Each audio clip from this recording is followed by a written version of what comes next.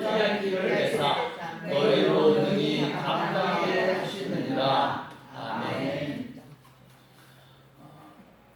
재미난 이야기가 한 토막 있습니다. 어떤 사람이 요즘에는 직장 생활을 회사 가고 뭐 이러는 거지만 전에는 이 회사 이런 것들이 없고 그러던 시절에는 이제 머슴, 하인 이런 식으로 이제 일들을 많이 했는데 어쨌든 머슴을 살러간 사람이 믿는 형제였답니다. 근데 그 주인이 놀리듯이 하는 말이 야, 이 사람아, 나는 예수도 안 믿는데 아무 어려움 없이 이렇게 참 은혜 가운데 평안 가운데 이렇게 참 잘 살고 있는데 자네는 그 복 주시는 하나님을 믿는다 그러면서 맨날 그렇게 어려움을 당하나 그러고선 이렇게 놀리더랍니다. 그래서 이 사람이 이 형제가 만약에 주인님이 사냥을 가셔가지고 노루가 이렇게 두 마리가 있는데 쐈는데 한 마리는 명중을 해서 이제 죽었고 한 마리는 명중이 안 돼서 다리를 다쳐가지고 막 도망가는데 그러면 주인님은 어느 노루를 쫓아가시겠습니까? 그러니까 당연히 죽은 그거야 이미 어쨌든 내 거니까 그거는 놔두고 도망가는 그 놈을 쫓아가지 않겠나 그랬더랍니다. 그렇게 대답을 하더라고요. 맞습니다. 마귀도 사탄도 이미 자기 꽤 된 그런 영혼들은 그냥 내버려두고 지금 자기 꾀에서 벗어나려고 자기의 수하에 들어오지 않으려고 반항을 하고 도망가는 그래서 믿는 사람은 끝까지 쫓아가가지고 어떻게든지 자기 사로잡으려고 그러기 때문에 믿는 사람에게는 지금 이렇게 어려움이 시험이 있는 거고 죄송하지만 주인님은 안 믿으시니까 그렇게 잘 사시고 편안하시고 그런 거 아닐까요? 그렇게 말을 했는데 일부는 맞습니다. 저 일부는 맞는데 성경에도 보면은 그 시험 당하는 거, 고난 당하는 거 그러한 성경의 인물들의 그 면면이 거의 그렇습니다. 아브라함 같은 믿음의 조상이라고 하는 그에게도 참 70여 100세 돼가지고선 그렇게 얻은 이삭을 아들을 또 제물로 바치라고 그러지 않습니까? 그래서 그 제물을 또 짊어지고 가게 하고 그 제물이 되는 아들 위에 칼을 내리고 꾸준히 가슴에 그리 향하는 그 순간까지도 그 상황은 그대로 진행이 됩니다. 바로 그냥 가슴이 닿으려고 하는 그 순간에 급하게 부르시고 여호와 이레 되신 하나님이 예비하신 그러한 그 제물을 양을 이렇게 또 하셔서 그 시험이 이제 넘어가죠. 그것뿐만이 아닙니다. 욥이라는 사람은 또 얼마나 풍파가 대단합니까? 참 동방의 의인이라고 하고 그 우수 지방에서 참 그렇게 아주 하나님 앞에 인정받는 그 사람이 결국은 재산 다 그냥 소떼를 죽이고 다 뺏겼다는 말을 전에는 그 종의 말이 끝나기 전에 또 다른 종이 뛰어들어가지고서는 이번에는 양떼를 다 뺏어가고 또 종들을 죽여서 자기만 또 왔다 그러고 그 말이 끝나기 전에 또 낙타를 뺏기고 막 그 사람이 그 말을 또 하기도 전에 또 그 주인님의 그 자녀들이 그 바람이 불어가지고서 집이 무너지는 바람에 7 아들과 3 딸이 한꺼번에 그냥 몰살했다는 얘기를 막 하게 그런 그냥 엎친 데 겹치고 겹친 데 덮치는 그런 상황 그런 가운데를 욥을 지나가는 얘기가 또 그 성경에 또 흐르고 있지 않습니까? 그것뿐만이 아니죠. 사드락 메삭 아벳느고 이런 사람들은 10배나 뜨겁게 해가지고선 그 뜨겁게 만드는 풀불에 던져짐을 당하는데 던져놓는 그 군사들이 다 죽을 정도의 그런 속에서도 그 불 속에 던져지는 겁니다. 던져지기 전에 그를 던져지지 않게 막아주신 게 아니라 불 속에 들어가는데 거기서 참 머리카락 하나 끝을 비지 않게 하는 그런 역사를 통해서 하시고 다니엘이 사자굴에 던져지기도 하고 쭉 이어지죠. 그런가 하면은 에스더 같은 사람들은 뭐 죽으면 죽으리라는 각오까지도 하면서 또 자 하나님의 일에 있어서 민족을 구하는 일에서 그 죽음에 죽을지도 모르는 그런 자리까지도 각오하게 나가게 하는 그런 과정도 겪게 하시고 뭐 사도 바울 같은 사람은 그 마음의 사형 선고를 받은 줄 알았다고 하는 그런 고백을 한 정도의 그런 그 정말 뭐 그 아마 혀가 이 천장에 달라붙고 뭐 이루 말할 수 없는 그런 상황을 이렇게 합니다. 여긴가요? 뭐저 시편 말씀 24편 말씀 듣죠. 사망의 음침한 골짜기를 지나가게 하시는 거죠. 지나가지 않게 하시는 게 아니라 지나갔는데 그 지나가는 속에서 또 함께 하시는 하나님께서 지팡이와 막대기를 안위하시는 그런 과정, 그런 가운데 예수님도 또 그런 그 시험을 또 당하셔가지고선 그 공생애가 또 시작이 되어지는 그런 과정이지 않습니까? 그러니까 성경 속에서 보면은 그런 어떤 그 시험, 고난, 환난 이런 것들이 쭉 이어지는 가운데서 하나님의 인도하심이 진행되는 사실을 우리가 발견할 수가 있습니다. 이제 어떤 성도가 자기가 뭐 비몽사몽간인지 한상중인지 자기가 참 그렇게 믿음 안에서 걸어온 길을 보니까 모래뱃사당에 뭐 발자국이 두 사람의 발자국이 쫙 이렇게 나 있더랍니다. 근데 어느 한 과정에 가니까 발자국이 한 사람 발자국밖에 없더래요. 근데 그때가 언제면 자기가 가장 힘들었던, 정말 견딜 수 없었던, 이거는 살아도 사는 게 아니다 싶을 정도의 그런 그때였는데, 그때는 발자국이 하나밖에 없어서, 그래서 이 성도가 이제 뭐 따지듯이, 주님 바로 이때가 내가 제일 힘들었을 때, 딴 때는 내 평안과 문제가 없을 때는 나랑 같이 이렇게 동행해 주시다가 왜 이때는 나를 내버려 두고 어디로 가셨습니까? 왜 나를 나몰라라 하셨습니까? 그러고서 따지더랍니다. 야, 그게 네 발자국이 아니야, 내 발자국이야. 그때 네가 너무 힘들어서 지쳐서 어쩔 줄을 모르니까 내가 너를 업고, 그래서 하기 때문에 발자국이 한 사람 발자국밖에 안 지킨 거야. 뭐 그런 얘기도 했는데, 우리도 지나온 과정을 보면 그런 고백을 할 때가 많아요. 사실 이거는 도저히 이제 더 이상 감당할 수 없다. 이제 이거는 끝이다.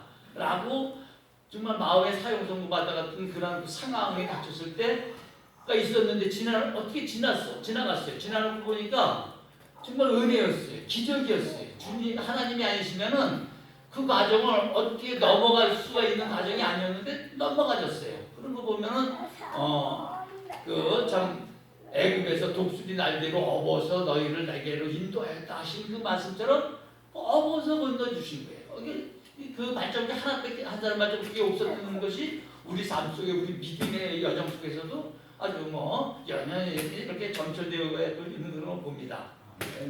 여기까지는 일반적인 이런 얘기예요. 근데 오늘 아주 조금 좀 지금까지 망원경을 가지고 전체적으로 이렇게 한번 살펴봤다면은 지금부터 이제 현미경을 가지고선 돋보기를 놓고 한번 자세하게 살펴볼 사람이 두 사람이 있어요. 첫 번째는 욥입니다. 근데 그 욥이 그 욥기를 보는 볼수록 정말 그 우습기도 하고 떨리기도 해요. 왜냐면 하나님 먼저 사탄한테 야 이놈아, 너 내정 욥을 봤냐? 그렇게 순전하고 그렇게 하나님을 경외하고 악에서 떠나는 자가 없다 이놈아, 이제 그러는 겁니다. 그러니까 사탄이 정말 그 하나님을 거역하고 하나님의 보좌와 비기려고 하고, 그리고 거역하는 그런 과정 속에서 그게 참 떨어져 있는 그거를 비교를 시키시는 것 같아요. 야 이놈아, 욥 좀 봐라, 욥. 이 못된 놈아, 네? 너 어떻게 그따구로 할 수 있냐? 좀 욥을 보고 좀 배워라, 좀 깨달아라, 그러시는 것 같아요. 그러니까 그 사탄이 아니 욥이 괜히 까닭없이 그러겠습니까? 하나님이 때를 따라 복을 주시고 은혜를 주시고 그리고 다 우리 탓을 막아가지고서 모든 걸 지켜주시고 모아주시니까 그렇게 경외하고 악에서 떠나고 하나님을 그렇게 참 섬기고 그러지, 그렇지 않으면 아마 틀림없이 하나님을 욕할 겁니다. 하나님을 대신할 겁니다. 뭐 그러는 거죠. 근데 하나님이 그 가정에서 하나님이 욥이 어떻게 할 거라는 걸 모르셔서 하나님은 아니에요. 근데 그 하나님이 그래? 그럼 그의 생명을 놔두고 건드리지 말고 한번 네가 한번 시험을 한번 해봐라. 한번 확인을 해봐라. 확인하고서 니놈이 제발 깨달아라. 그렇게 말씀하시는 거죠. 속마음. 허락을 하십니다. 그래서 아까 말했던 것처럼 그렇게 뭐 그냥 엎친데 겹치는 식으로다가 막 해서 결국 자식들까지 다 죽게 되고 그래도 욥이 범죄치를 않죠. 하나님을 향해서 그 원망을 하지 않습니다. 그리고 이제 2차로다가 다시 또 사탄이 하나님한테 왔을 때 그 봐라 이놈아 네가 나를 격동시켜가지고 내가 허락을 했다면서도 받지 않아? 그러고서 그러시는 겁니다. 그러니까 아이고 그게 거기까지니까 그랬죠. 사람이 자기 어떤 그런 뼈와 살을 그렇게 가지고서 그것을 하나님 앞에서 자기 몸이 상하게 되면은 그때는 달라집니다. 그랬더니 또 허락을 하셔서 그래서 뭐 발끝에서 정수리까지 모든 게 헐어지게 하고 기압장을 가지고 긁어야 되는 그런 극심한 상황까지도 하고 그 친구들이 뭐 3명이 와가지고서 막 정죄하고 비판하고 판단하고 율법적인 잣대를 들이대고 죄 없는 자가 이렇게 고난을 당하는 것을 본 적이 있느냐 그러니까 가뜩이나 견디기 어려운데 이제 그런 어떤 그런 공격까지 받게 되는 그런 과정을 좀 거치죠.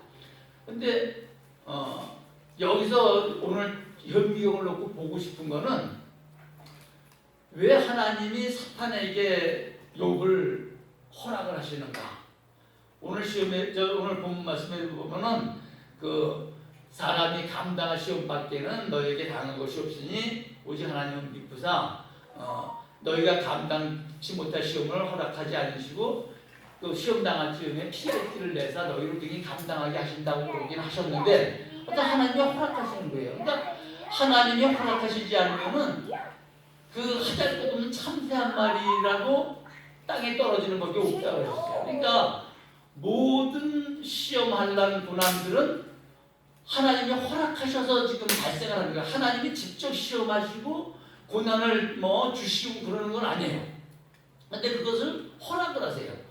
그 허락하시는 이유는 오늘 욥에게서 나타난 데서 우리가 첫 번째로 깨달아야 할 부분은 하나님이 사탄이 직접 사탄을 공격하거나 아니면 공격한다 사탄을 혼내시질 않아요. 사탄을 처리하시지 않고 그 사탄을 사람을 통해서 처리하시려고 하는 하나님의 그 원칙이 있어요. 그러니까 에덴 동산에서도 사람을 만드셨을 때 정복하고 다스리라고 하셨을 때 그때 하나님은 이미 그 이전에 사탄의 반란은 있었고 그 하나님이 이 일을 온전케 하시기 위해서 그래서 그 사람을 왕 같은 제사장으로 삼으셔서 그로 하여금 그 하나님의 어떤 그런 하다못해 사탄까지도 다스리게 하시고 그리고 히브리서에 보면은 모든 천사들은 부리는 영으로서 그 하나님의 자녀들을 믿는 이들을 섬기라고 보내신 그 영이라고 그랬어요. 그러니까 결국은 하나님 외에 천사나 모든 그런 영물들까지도 사람을 통해서 다스리시려고 하시는 하나님의 커다란 일이 계신 거예요. 그러니까 지금 욥기에서도 하나님은 그 욥을 들어서 그 사탄을 지금 부끄럽게 하고 사탄의 입을 막으시고 사탄의 그런 그 잘못된 거짓된 역사들을 타파하시려고 하시는 그런 의도에서 그 시험이 발생이 된 거예요. 그 허락이 되어진 거예요. 자, 그런 예수님을 다음에 볼 겁니다. 예수님이 그 마귀에게 시험을 받으러 광야로 가시는데 성령에 이끌려서 가십니다. 이끌려서 간다는 말을 원어에서 보면은 물론 인도에서 데려간다는 뜻도 있는데 어떤 면에 보면 끌고 간다는 그런 것 같은 뉘앙스까지도 가져가는 의미가 그 속에 들어있는 단어예요. 그러니까 자발적으로 광야로 가신 게 아니라 성령께서 내려놓으셔서 이끌으셔가지고선 광야로 가셔가지고선 광야는 사람이 생존할 수 있는 곳이 아니죠. 그러니까 그 그 환경, 야, 이거는 사는 게 아니야. 그런 환경 속으로다가 끌려가신 겁니다. 끌려가셔가지고 40일을 줄이시는데, 성경에는 40이라는 단어가 또 상당히 의미심장합니다. 그러니까 누가 재밌는 표현을 했어요. 하나님의 학교, 하나님의 훈련소의 그 수업 연한이 40이라는 건데 40. 그래서 모세도 40년 동안 미디안 광야에서 있었고, 이스라엘 백성도 40년 동안 광야에서 그렇게 작은 그냥 보름이면 날 수 있다는 그런 그 거리라는데 그걸 40년 동안 뺑뺑이를 쳤으니까 어쨌든 뭐 그런 곳이고, 그리고 바울도 40에 하나 감한 매를 맞습니다. 그러니까 유대인들에게 있어서 40이라는 것은 이거는 사람 취급하는 게 아니에요. 40이면은 그건 충돌하는 거기 때문에 40에 하나 감한 매를 때린다는 태장을 쳤다는 얘기는 그거는 그 40이라는 숫자가 갖는 의미가 그렇게 엄중하기 때문에 그래요. 예수님이 40일 동안 줄이신 다음에 시험을 받으시잖아요. 근데 아까 욥이 받은 욥에게 허락되어진 시험은 어떻게 보면 그 외적인 것일지도 몰라요. 그래서 그런 어려운 가운데서도 정절을 잃지 않는, 정절이 더럽혀지지 않는 하나님을 향한 순결한 그것을 지켜내느냐 못 지켜내느냐 그런 문제라고 볼 수도 있어요.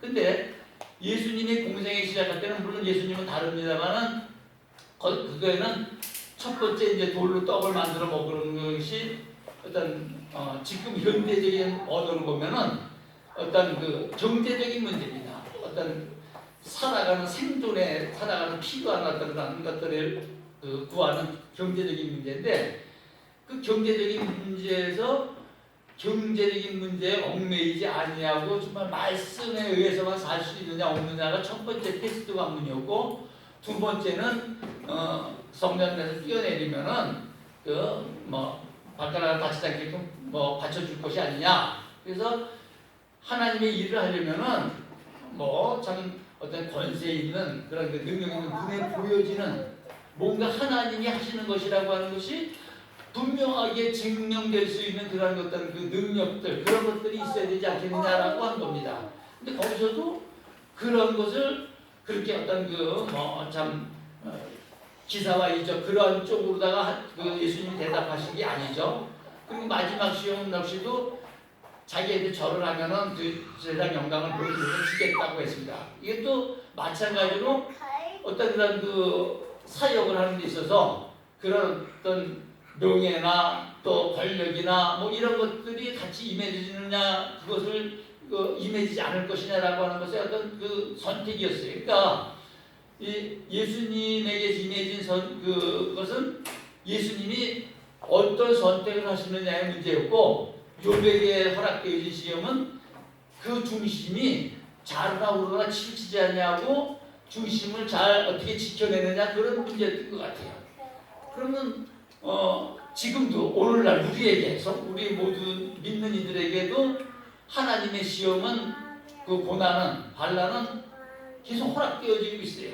그러니까 허락하시는 의도가 참 전에 저희가 알던 어떤 여집사님 한 분이 아주 젊으신 여자인데, 그분의 동생이 결혼해가지고 얼마 되지도 않았는데 남동생이 하나님이 데려가셨는데 그 여집사님이 참 이렇게 하는 말씀이, 아무리 하나님이 참 섭리하시는 하나님이시지만 하나님의 섭리를 도무지 모르겠다 라고 하면서 참 그랬던 그게 꽤 오래됐는데도 지금도 귀에 쟁쟁한 기억이 남습니다. 어쨌든 그런 하나님의 섭리하심이 우리 사람이 이거 뭐지? 도대체 알 수가 없는 그런 어떤 한란 어려움들이 계속 우리 인생 믿음의 여정 속에서는 그렇게 있습니다. 자, 그렇게 있는데 이제 우리는 아까 살펴본 두 가지 욥의 예와 예수님의 예를 통해 가지고선 하나님의 의도하심이 뭔지를 우리는 이제는 알 수 있는 데까지 이렇게 단계 온 겁니다. 그러니까 우리의 믿음이 구약 시대의 어떤 그 사람들보다도 신약 시대의 사람들이 더 많은 것을 예수님을 통해서 그 믿음의 그 넓이와 깊이와 길이와 그 높이가 커졌던 것처럼 지금 교회 시대를 살고 있는 우리들은 또 신약 시대를 살던 그러한 성도들보다 이미 많은 하나님의 보여주신가 이루어 가심이 더 풍성해졌기 때문에 더 많은 것들을 이제 알 수 있고 그렇게 풍성해질 수 있는 그런 자리에 온 거죠. 자, 그래서 이 두 가지 경우를 우리가 한번 좀 더 살펴볼 건데 이 두 가지 경우가 우리한테 왔을 때 첫 번째는 우리가 사탄을 다스리는데 어떤 식으로 다스리느냐, 우리의 믿음을 지키는 것으로 우리가 지금 피를 흘려가지고 싸우기까지 대항하는 단계는 아직 아니에요. 그 단계는 아직 아니고 우리는 우리의 믿음을 지켜내는 거예요. 우리의 중심을 지켜내는 거예요. 그 중심을 지켜내는 그 일이 욥을 통해서 우리가 지금 보아진 거고, 그렇게 지켜낼 때 하나님은 영광을 받으세요. 욥이 흔들리지 않았을 때, 그래서 그가 단련하신 후에 내가 적금되어 나오는 그러한 것을 통해서 하나님은 이제 하나님의 그 영광을 받으셨고, 사탄은 패망을 당했고 패배를 당했고, 그리고 욥은 담대함에 이르렀어요. 담대함에 있어요.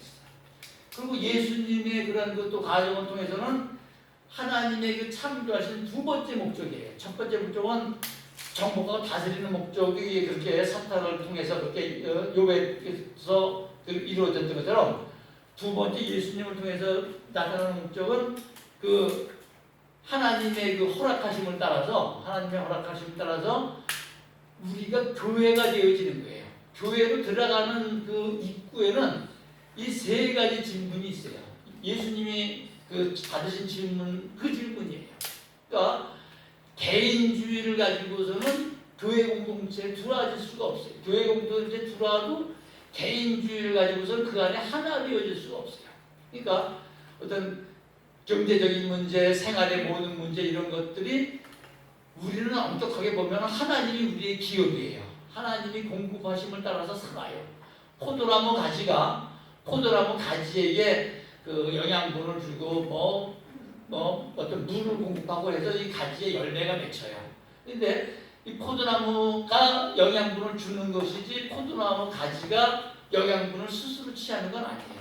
그러니까 우리 믿는 이들의 삶은 하나님이 허락해서 하늘에서 허락하신 것만큼 받는 삶인데, 우리들은 그것 가지고서 사실은 아직까지 세상 가운데, 아직 육체 가운데 있기 때문에 그것을 싫어하는, 그것을 못 견뎌하는 그런 것들이 있어요. 그래서 만나 얘기도 했지만, 만나가지고 사는 것이 결국에는 이 박한 음식이 내가 싫다는 것도 막 원망불평이 생겨요. 또 그것뿐만이 아니죠.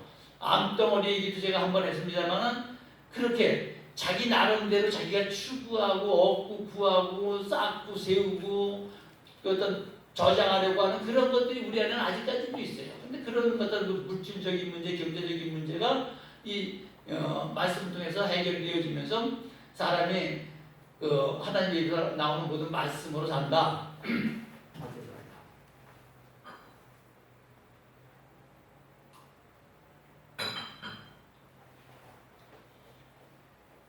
그러한 허락하신 시험을 통과할 때 그것이 이루어져요. 두 번째도 마찬가지예요. 우리가 너 예수 믿는다면서 어떤 은사도 있고 달란트도 있고 그리고 또 어떤 그런 능력도 있어서 교회에서 또 한 역할도 해내고 그래야 되는데, 그렇지 못하고 어떤 그런 이름 없는 지체가, 이름 없는 작은 자 하나같이 그렇게 하는 것들에 대해서 우리 사람들은 이슬람하는 사람인가 봐. 나는 할 수 있는 게 아무것도 없어. 그렇게 말할 수 있지만, 우리 하나님이 요구하시는 지체로서의 충만이지 몸의 충만이 아니에요. 우리 한 사람, 믿는 한 사람에게 요구하시는 것은 그 지체로서 충만한 거예요. 그가 저번에 말씀드린 것처럼 말꼬락이 됐든지 아니 엉덩이가 됐든지 눈이 됐든지 뭐가 됐든지 그거 하나에 자기가 충실할 때 교회는 풍성해지고 교회는 온전해지고 교회는 이제 참그 권세 있는 교회가 되고 영광스러운 교회로 이렇게 바뀌어져 가요. 또 교회에서 보면은 막 그 영향력을 행사하려고 하는 그런 그 움직임들이 또 뭐 큰 교회 가면은 아주 뭐 참 제 친구도 그 장로 친구 하나 있는데 그 친구도 뭐 그런 일이 이렇게 하더니 결국은 뭐 참 교회에서 뭐 탈퇴도 당하고 그리고 막 이렇게 해서 막 지금 떠돌아다니게 되는 그런 친구도 이렇게 옆에서 보고 그럽니다. 그러니까 그런 어떤 영향력을 행사하는 그런 것이 아니라는 거죠. 이런 걸 모두 통해서 하나님의 그 목적이 이루어지는 겁니다. 하나님의 목적은 창조의 목적은 우리로 하여금 왕 같은 제사장이 돼가지고 그 하나님의 나라를 그 주와 같이 천년 동안 왕 노릇하게 하시고 그래서 결국은 왕 같은 제사장으로서 그 자리에 서게 하시는데 왕은 다스림입니다. 다스림. 제사장은 섬김입니다. 그러니까 우리는 교회의 지체로서 두 가지의 그 방향을 가지고 있습니다. 그 세상을 다스리는 다스림 통치의 그 자리에서 그 권위를 가지고 있고 권위를 사용해야 되고 권위 아래에 또 있어야 되고 또 그런가 하면은 섬김의 제사장으로서 또한 하나님의 그 모든 자녀들을 또 어떤 참 그 아직 복음을 알지 못하고 멸망 중에 떨어져가는 그런 그 안타까운 영혼들을 또 구해내고 섬겨야 되는 그런 두 가지 역할을 하게 되어 있어요. 자, 그렇게 해서 이제 이런 시험은 그 두 가지 이유에서 우리한테 지금도 허락되어집니다. 우리가 볼 때는 애매하게 고난을 당하는 것 같고 이게 도대체 그 결과를 아무것도 알 수 없어요. 알 수 없을 것 같아요. 그래서 막 답답해요. 막 그런데도 불구하고 하나님의 목적은 그 법에서 벗어나지 않는 허락하시는 것을 우리가 알 수 있습니다. 그런데 문제는 이렇게 알았어요. 그래서 이걸 믿었어요. 하나님은 그 하나님의 시험하심이 우리를 파멸시키고 우리를 고생시키고 우리를 애매하게 그 고난을 주려고 하시는 게 아니라 하나님의 자녀로서 그 참 그 존귀하게 왕 같은 제사장으로서 하나님의 그 창조하심의 목적이 온전히 이루어지시기 위해서 우리를 거룩하게 참여시키시게 하고 고든 다리로 걷게 하시는 이런 과정이시구나 이렇게 해서 이제 다 알았어요. 믿었어요. 믿은 다음에 하나님이 또 한 번 확인하시는 게 있어요. 이 믿음이 과연 믿을 만한 믿음인지 이 믿음의 크기가 정말 어떠한지 그 넓이가 어떤지 높이가 어떤지 그런 것들을 한번 확인하러 오세요. 얘기가 하나 있는데 그 얘기 참 재밌어요.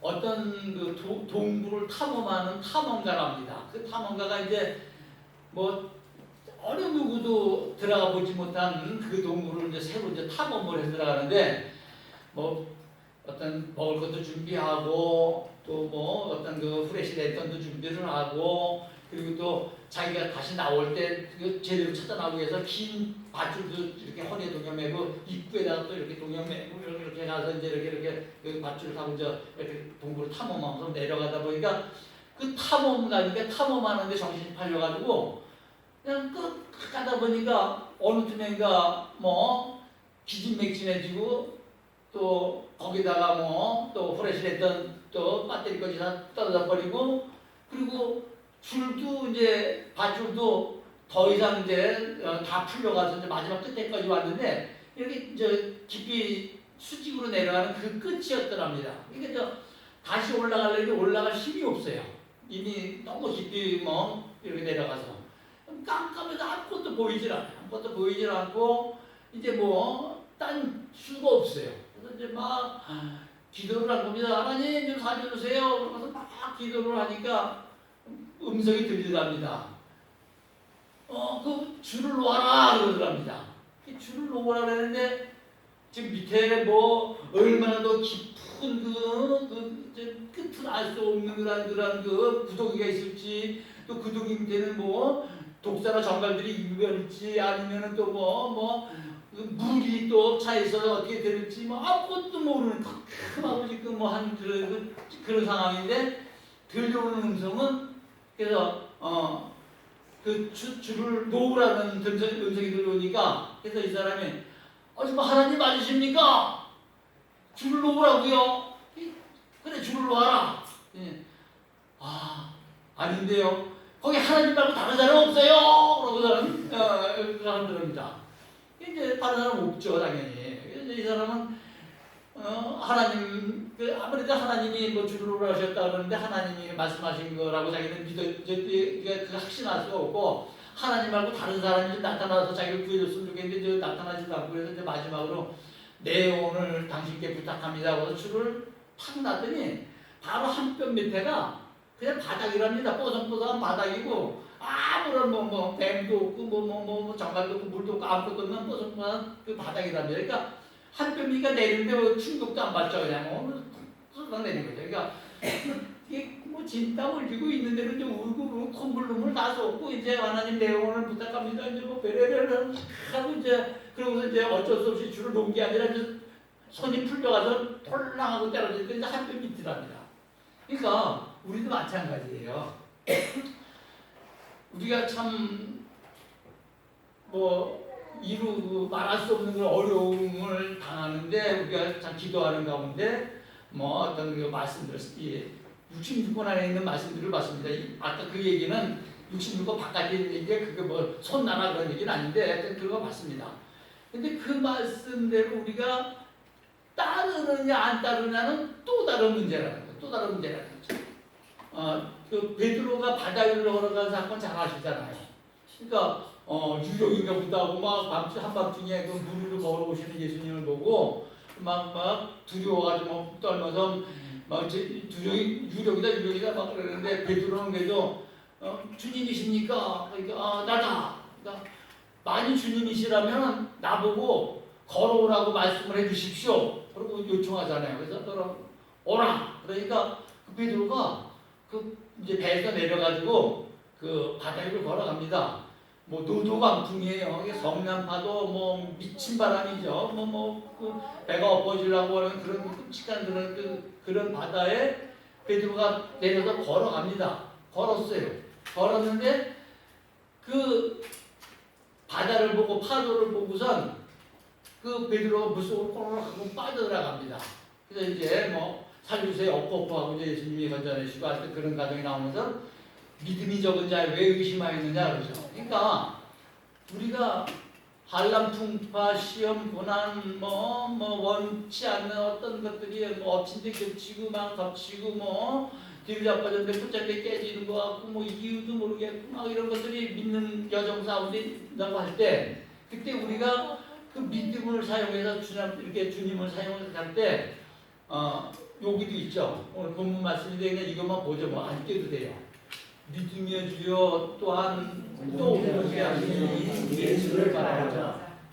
그러니까 베드로가 그 바다 위파를 그 환경을 그 초월해서 오시고 있는 예수님을 바라보고 마주 바라보고 그만 바라보고 갔을 때는 그런 바다 위를 걸었어요. 근데 예수님을 바라보지 않고 문제를 바라보고 환경을 바라보고 처지를 바라보고 뭐 방법을 생각하고 했을 때 빠졌어요. 깜짝 놀랐을 거예요. 이거 내가 바다 위에 정말 있네. 마찬가지 일이 지금 우리에게도 또 이와 같습니다. 원리는 똑같습니다. 우리에게 지금 닥쳐오는 불시험 이런 참 어려운 그런 문제를 우리가 뭐 누구나 할 것 없이 이렇게 당하는데 그때 해야 될 거는 말씀을 구하는 거예요. 만일 주님이셔도 나를 오라 하소서라고 하는 말씀처럼 말씀을 구할 때 그때 뭐 아무것도 염려하지 말고 너희 걸 감사함으로 하나님께 하려라 그러면 영광이 뛰신 하나님의 뭐가 내 생각과 마음을 지켜주시라 그런 말씀을 받는다든지 어떤 그런 말씀을 받았을 때 그 말씀 위에 서서 그 말씀만 바라보고 말씀을 하시는 주님만 바라보고 그 환경을 가는 거예요. 그 환경을 넘는 거예요. 그렇지 않고서는 그 환경을 바라볼 때 어쩔 수 없이 베드로가 빠졌던 것처럼 그럴 수밖에 없다는 그런 것이 오늘 말씀의 대략적인 요지입니다. 말씀을 한마디로 요약을 합니다. 우리 하나님은 아무도 시험하시지 않지만 그 시험 당함을 허락하시는 하나님이시고 또한 피할 길을 내사 능히 감당하게 하시는 그런 하나님이십니다. 그 하나님을, 그 주님을 온전케 하시는 이 예수님을 바라보고 나아가는 그 길만이 오늘 우리에게 주어진 길입니다. 그러니까 그 길을 가는데 우리는 여러 가지 생각이 복잡합니다만 너희가 잠시 당하는 환난에 경한 것이 지극히 크고 영원한 영광에 중한 것을 너희에게 이르게 함이니라고 이렇게 말씀하세요. 그 말씀이 고린도 후서에 나오는 말씀인데, 그러니까 우리가 잠시 당하는 거래요. 잠시 당하는 경한 거래요. 가벼운 거, 경한 거. 너희가 잠시 당하는 환난에 경한 것이 그것이 그 환난이 지극히 크고 영원한 영광에 중한 것을 너희에게 이루게 합니다. 이것이 하나님의 본 마음이에요. 그러니까 하나님의 본 마음을 오해해서는 우리가 안 되죠. 그 하나님의 본 마음을 우리가 신뢰하기 때문에, 그래서 오늘 아까 말했던 오직 하나님은 믿부시다는 말씀이 바로 그런 겁니다. 신뢰할 만하다. 그러니까 믿었다. 우리 하나님은 믿어오신 분, 약속하신 것, 말씀하신 것을 이루시는 그런 그 신뢰할 수 있는 믿어오시는 분이기 때문에 우리가 시험 당할 시험에 피할 길을 되시는 그 하나님을 인하여서 찬양드립니다. 기도합니다.